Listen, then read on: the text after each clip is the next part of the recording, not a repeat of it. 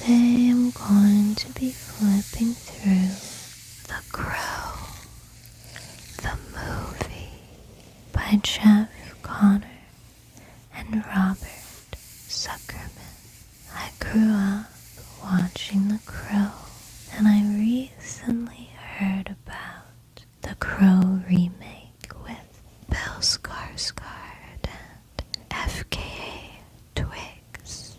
To be honest, I'm a bit worried since there's been other Crow movies like City of Angels, Salvation, and Wicked Prayer that didn't do too well. But even though nothing will ever be as good as the original Crow, I'm going to keep an open mind, and I'll definitely check out the new film.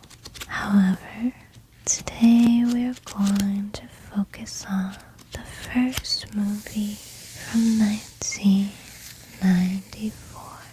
This book has some great behind-the-scenes photos and information about the comic book, which the movie is based on. The Crow comic book was created by James O'Barr in 1989. He originally created the story as a means of dealing with the death of his fiancée at the hands of a drunk driver. It was even more tragic that the lead actor in the movie, Brandon Lee, who is Bruce Lee's son, died during the filming of the movie, leaving behind his fiancée. So, R.I.P. Brandon Lee and James O'Barr's fiancée. Very sad, sad, sad. The story of the Crow follows Eric Draven, a rock musician who is brought back to life by a mystical crow 1 year after he and his fiancée are murdered. Eric uses his new supernatural abilities to track down and exact revenge on the gang responsible for their deaths.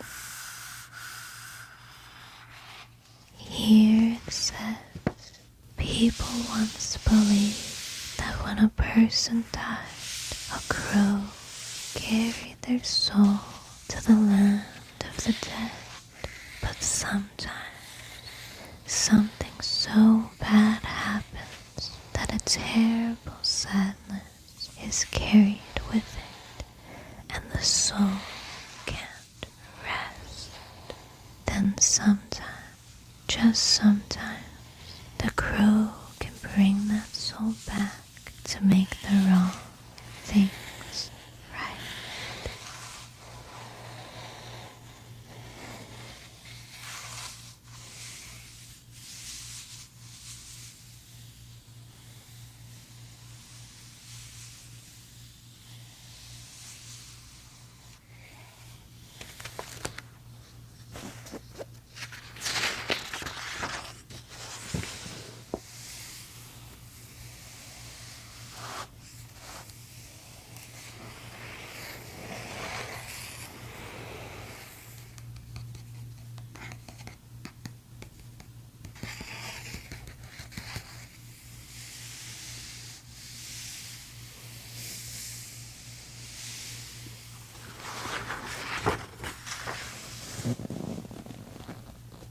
This page here says, for Brandon, I have stretched ropes from steeple to steeple, garlands from window to window, golden chains from star to star, and I dance.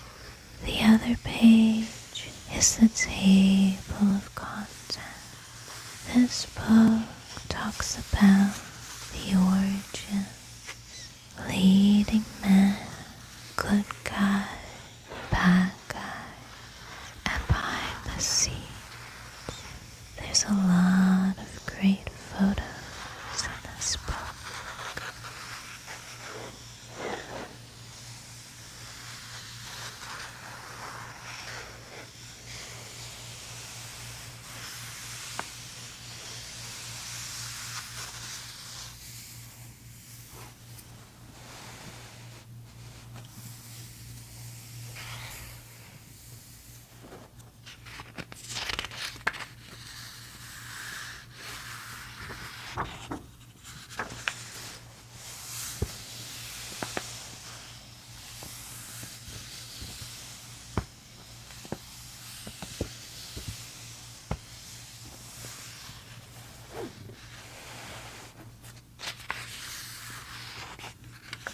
Here's an image from the film when Eric comes back to life and digs his way out of his grief.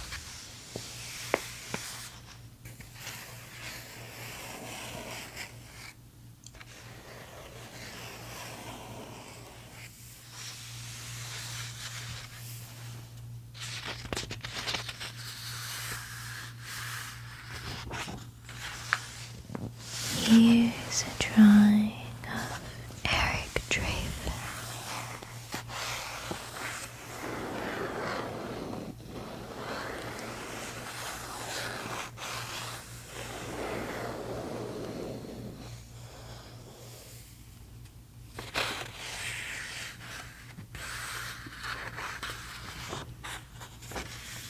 This is what the comic book looks like. This is the scene where Eric travels to the pawn shop where Tintin has pawned Shelley's engagement ring. Eric recovers the ring and blows up the shop, but spares the owner, Gideon, so he can alert top dollars men that Eric is coming for them. It says, "Mr. Gideon, I believe you have something of mine."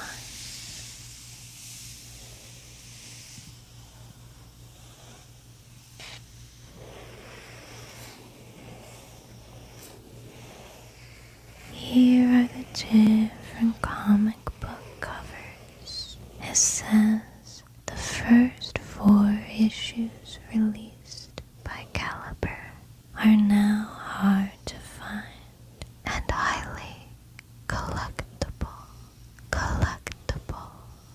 This was written in 1995, so I wonder if these are even harder to find or easier since we have things like Amazon and all the online stores.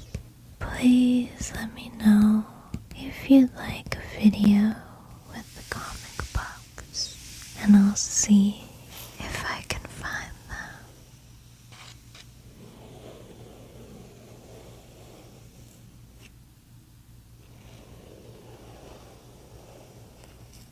Here are some more issues of the comic book. It says Tundra Publishing released the conclusion in 1992, and Kitchen Sink Press followed with the graphic novel containing the complete story with previously unpublished material.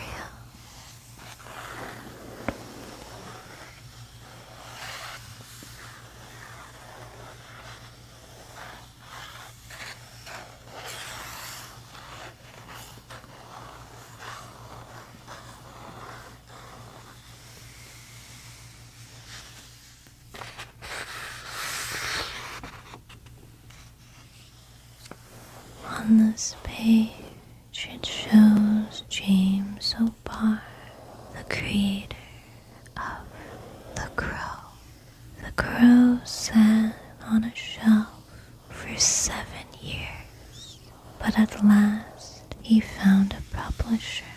with Gary Reed of Caliber Press. The first miniseries was published in 1989. The Crow has since sold more than 750,000 copies worldwide. Obar's own hope that his project would result in a personal catharsis went unfulfilled. During an interview in 1994, he said, "As I drew each page, it made me more self-destructive. If anything, there is pure anger on each page." James is quoted on this page saying, "I don't believe Eric is a hero. He can be absolutely cold-blooded and ruthless at times. When he goes into a room to get one person, anyone else in the room is probably going to die. I think what he's doing is terribly romantic, but I wouldn't call him a hero." Here is the live-action version of the drawing we saw earlier. Very cool outfit. Looks very cool. This page talks about how James grew up in Detroit, facing hardships that included time in foster care. He honed his artistic skills through observation and was influenced by Renaissance sculptures, live models, and still life photography. Here's a behind-the-scenes photo of Brandon Lee and James O'Barr. The producer, Jeff said, "The fans of this comic book are very vocal and extremely involved with this character. It moves them, and Brandon has brought Eric to life, which is no small job." I definitely agree that he did an amazing job playing Eric. Here's an image of him in the rain with his arms stretched out. I think he's in the alleyway.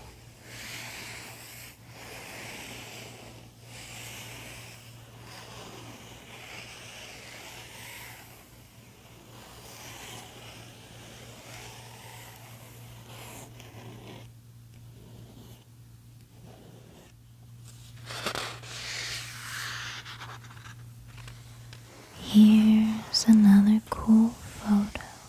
I believe the sign is for hot dogs, hot dogs.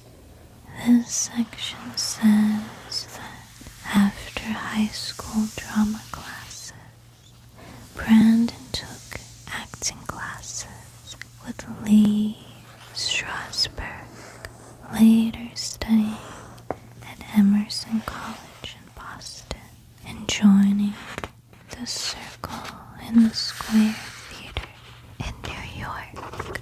His move to LA saw him featured in a John Lee Hancock production.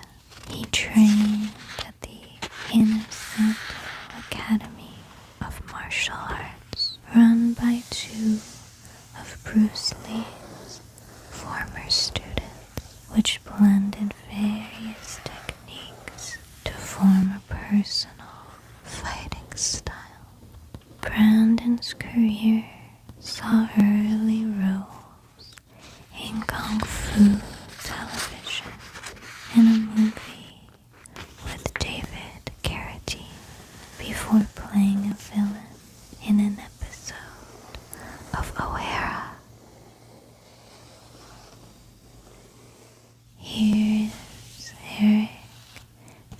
sitting at the vanity where he first puts on the iconic makeup. This is when Eric is fighting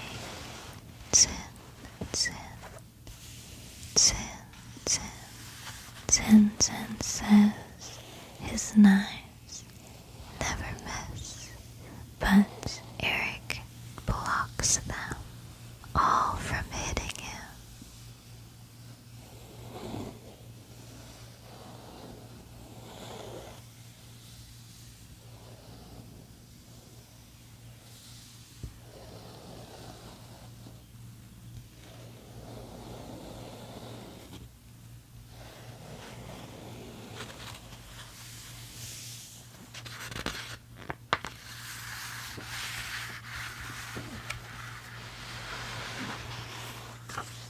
Here is Eric inside the pawn shop, looking for Shelley's engagement ring. Eric can sense which is the rightful ring just by touching it and seeing the memories of the past.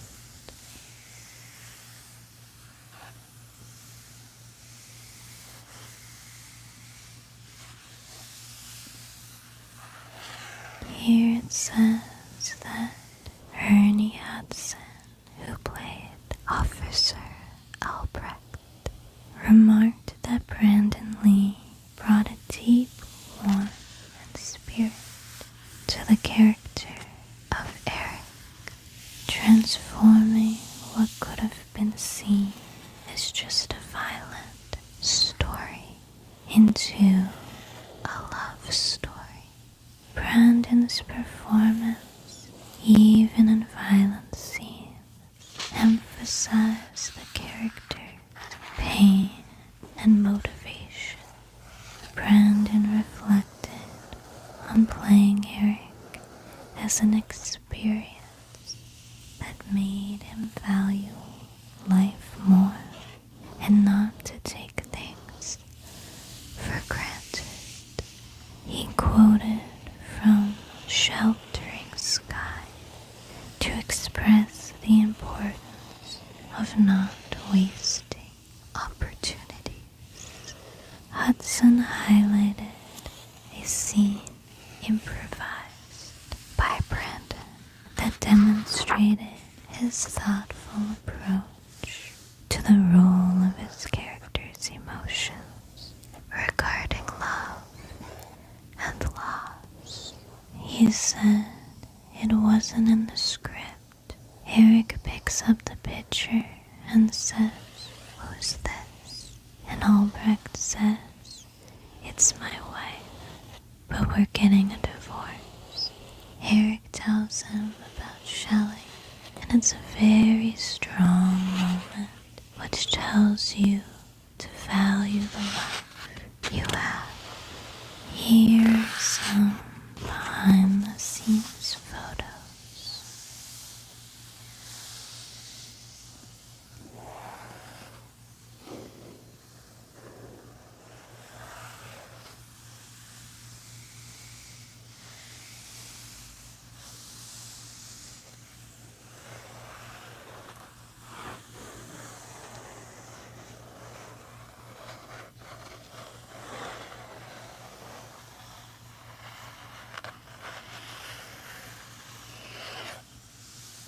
I think this is the scene where Eric gives Funboy and Darla a visit.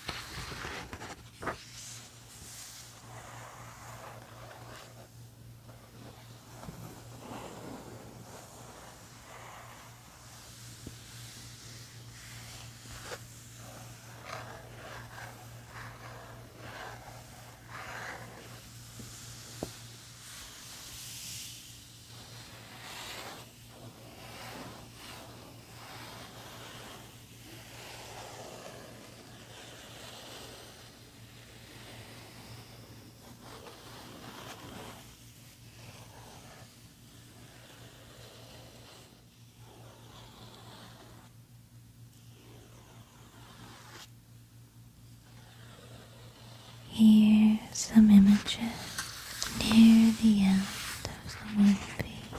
If you haven't seen this movie already, I highly recommend it, especially if you enjoy revenge movies.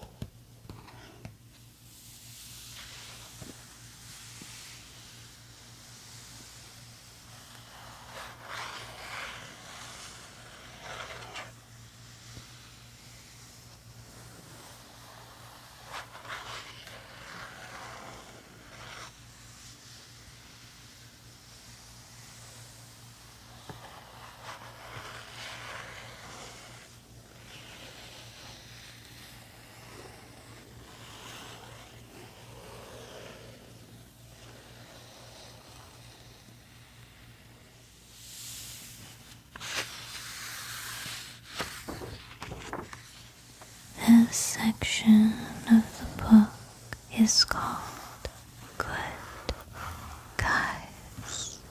Good Guys.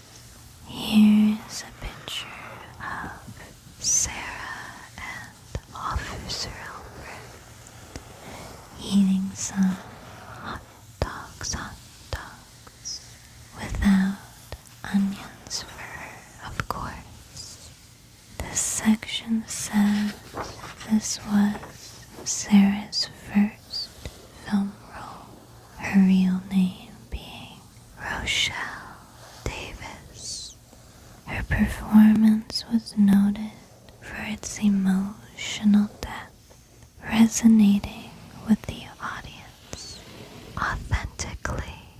She spoke of Brandon Lee's assistance on set, helping her feel comfortable and reassured when she made mistakes, particularly while skateboarding. Lee's approach was patient and instructive, ensuring she understood the scenes completely. The Crow is described as an allegory about love, loss, and retribution, involving characters facing their own demons. Ernie Hudson highlighted the film's division of good and evil.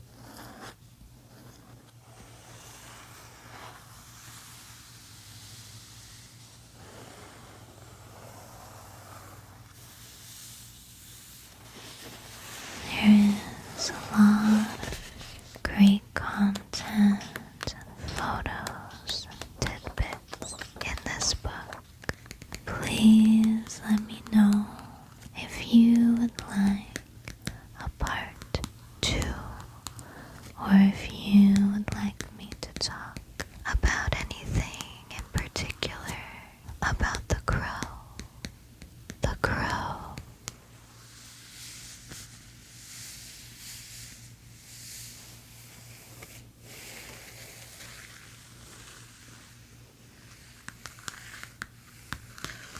Hopefully you found this relaxing and interesting, or maybe it's inspired you to watch this movie for the first time. I hope you have a great rest of your day, and remember, it can't rain all the time. I'll see you again next